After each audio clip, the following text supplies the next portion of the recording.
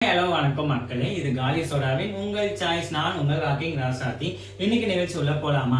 இன்னைக்கு நிகழ்ச்சியில எதை பத்தி பேச போறோம் பாத்தீங்கன்னா மக்களே, எல்லாருக்கும் உங்களுக்கு தெரிஞ்சதுதான். நம்ம செய்திகள் மூலமாகவும் ஊடகங்கள் மூலமாகவும் பத்திரிகை மூலமாகவும் நம்ம எல்லா நியூஸும் நம்ம தெரிஞ்சிருக்கோம். அது எதை பத்தினா ஈரானுக்கும் அமெரிக்காவும் உண்டான போர்.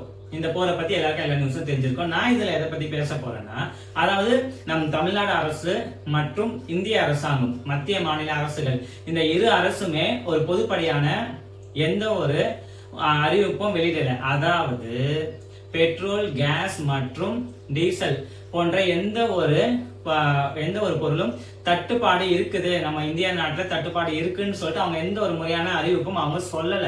ஆனா இந்த போற போக்குல ஏதோ ஒண்ணு விட்டு போவாங்கன்னு சொல்லுவாங்க பாத்தீங்களா, அந்த மாதிரி யாரோ ஒருத்தர் சொன்ன வதந்தி, அதாவது இந்த பெட்ரோல் டீசல் தட்டுப்பாடு அப்படின்ட்டு.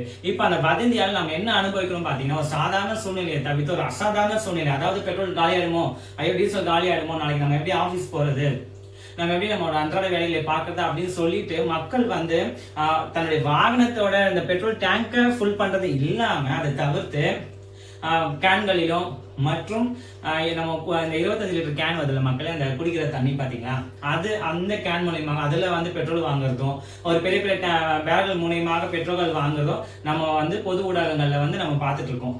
அந்த மாதிரி ஒரு அசாதாரண சூழ்நிலைக்கு யாரோ சொன்ன வதந்தியால நம்ம தள்ளப்பட்டிருக்கோம். இது நம்மளோட அன்றாட தேவைக்கான ஒரு முன்னேற்பாடு அப்படின்னு நம்ம நினைச்சிட்டு நம்ம இந்த மாதிரிலாம் வாங்குறதுனால நிறைய பிரச்சனைகள் ஏற்பட்டு வருது. அதாவது பாத்தீங்கன்னா இந்த சிஎன்ஜி கேஸ் மூலியமாக வாகனம் ஓட்டும், அதாவது ஆட்டோ ஓட்டும் பாத்தீங்கன்னா அந்த தொழிலாளர்கள், அந்த டிரைவர்கள் என்ன ஆயிடுச்சுன்னா, அவங்க அந்த சிஎன்ஜி ஆட்டோ கேஸ் போடும் போது அவங்க அதீத கட்டணத்தை கொடுத்து போடுற மாதிரி இருக்கு. ரெண்டாவது அதீத கட்டணத்தை வசூலிக்கிறாங்க. அதை நம்ம நியூஸ் எல்லாம் பார்த்துருக்கோம்.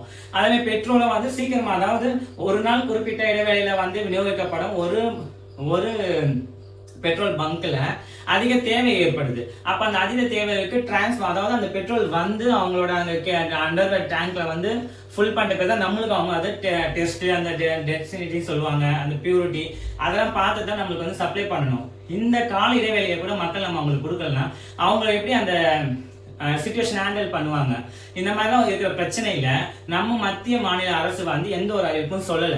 இப்போ சமீபத்துல ஒரு மாலை நேர நியூஸ் என்ன நான் கேள்விப்பட்டேன் அப்படின்னு பாத்தீங்கன்னா, அதாவது ஈரான் அந்த முக்கிய கடல்வழி பாதை மூலமாக எண்ணெய் கப்பல்கள் எதுவும் அந்த பக்கம் போக கூடாதுன்னு சொன்ன ஈரான் இப்போ இந்திய கப்பல்களுக்கு அனுமதி அளித்துள்ளது.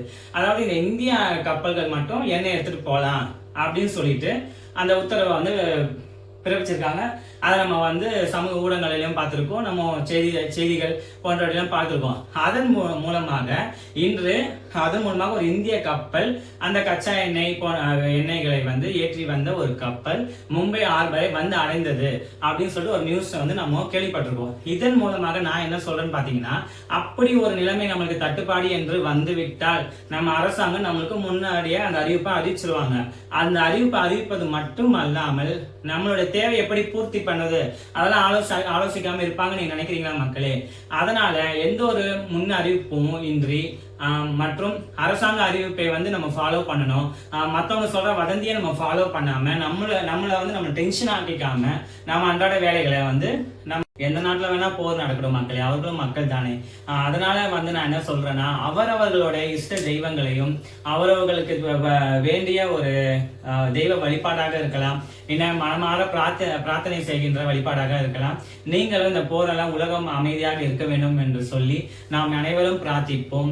மீண்டும் உங்களை நான் அடுத்த நிகழ்ச்சியில் சந்திக்கிறேன். நன்றி, வணக்கம்.